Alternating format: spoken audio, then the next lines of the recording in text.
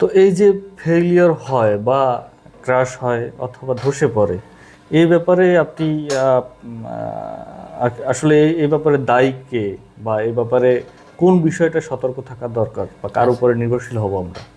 একটা বিল্ডিং যখন ফেল করে, ঠিক আছে, তখন কিন্তু একজনকে দায় দিতে পারবো না আমি।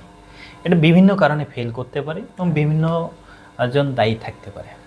প্রথমত যদি আমি বলি যে আমরা যখন বিল্ডিংগুলো কনস্ট্রাকশন করে, কনস্ট্রাকশনের পূর্বে সংক্ষেপে যদি বলুন। আমরা যদি একদমই প্রথমে বলি, সেটা হচ্ছে যে সয়েল টেস্ট যে রিপোর্টটা দিচ্ছে সেও এখানে দায়ী থাকবে, হ্যাঁ, যে ইঞ্জিনিয়ার এখানে ডিজাইন করতেছে সেও দায়ী সেও থাকবে, দায়ী এবং থাকবে। হচ্ছে আমরা যে কনস্ট্রাকশনটা করতেছি সেই কনস্ট্রাকশনের ম্যাটেরিয়ালস বা হচ্ছে কনস্ট্রাকশনে যারা দায়িত্বে থাকতেছে তারও দায়ী থাকতেছে।